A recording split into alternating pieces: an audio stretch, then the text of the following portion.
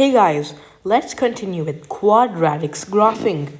Now as per below, you could see the general formula for a quadratic that follows ax squared plus bx plus c. Now in order for us to graph a proper and perfect parabola, we need to find the x and y intercepts or as well as roots, the vertex points and the axis of symmetry. Now, let's get to these words. Looks pretty big, but shouldn't worry about that. It should be really easy when you get to the mathematical application. So we have an easy and beginning example. We have y is equal to x squared plus 4x minus 5. So let's find the vertex point. Vertex point. So the vertex form follows negative b upon 2a. So in this case, let's name our variables. So a is 1, b is positive 4, and c is negative 1. So we have a, b, and c, 1, 4, negative 5. Now let's input that into this given formula. So that becomes negative 4 upon 2 into 1. So that becomes negative 4 upon 2, which is the same thing as negative 2. Now we have negative 2. Now let's input this into the equation. So this is how the formula goes out, and this is the process for finding the coordinate of a vertex. Now let's simply input this value into x. So y is equal to negative 2 whole squared plus 4 multiplied by negative 2 minus 5. So that becomes negative 2 whole squared, simply the same thing as 4. And 4 into negative 2 is the same thing as negative 8. And that's minus 5. So 4 minus 8 minus 8. So that 4 minus 8 becomes negative 4. Negative 4 minus 8 is negative 12. Let's just check this once again to check if our answer is right. So 2 into negative 2 is negative 4.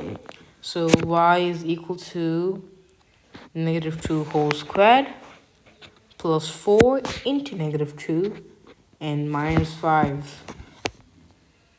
Oh, sorry, that's my mistake here.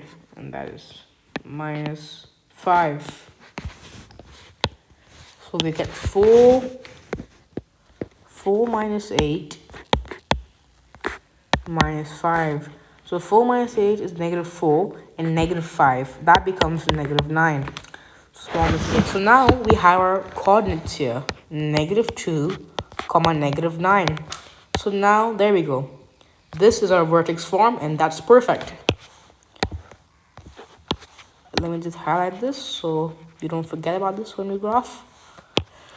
Alright, so we have a vertex point. Now let's find the values of x, or the roots, as I mentioned last time. So to find the roots here, let's get the value of c. That's negative 5. So two values that multiply to get c and that adds up to get b. So let's see. So let's get 5 and negative 1. Let's see if that works. So 5 into minus 1 is negative 5, and 5 plus minus 1 is 4. Alright, so that works. That's perfect. So we have our values x plus 5 and x minus 1. And simply, we know that these are all equal to 0. So let's find the solvings for these two equations. So x would therefore equal to negative 5 and x would therefore equal to positive 1. So these are our two roots, or the values of x. Now with this, let's find our y-intercept. So we know that to get our y-intercept, x has to equal to 0. So in this case, y is equal to, so we have x squared plus 4, so we have x squared plus 4x minus 5 plus 4x. There we go. Yeah, that's right. So x squared plus 4x minus 5. Now with this, x has to be 0. So y is equal to 0 squared plus 4 into 0 minus 5. So y would therefore equal to -5. So the coordinate here would also be written as 0, comma, -5. So now we have our x values, our y value, and our vertex point. Now let's get into our graphing. So as mentioned, we know that our vertex point is -2, comma, -9. So that locates all the way here. That's perfect. Now let's look at our x values, or our roots of the x coordinate, x plane. So that becomes x is equal to -5 and x is equal to 1. And that's the same thing as -5, comma, 0 and 1, comma, 0. That's perfect now. So -5, comma, 0, and we had 1, comma, 0. Just to perfect that. All right, and our y-intercept here is 0, comma, -5.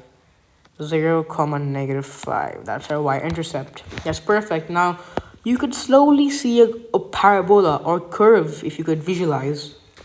So let me try my best to graph this without any problems. That should be fine. That's just not the best. There we go. Well, we could fairly visualize. Yeah, so the graph would pretty much look like this. And with the curve, there we go. So the graph should look like this.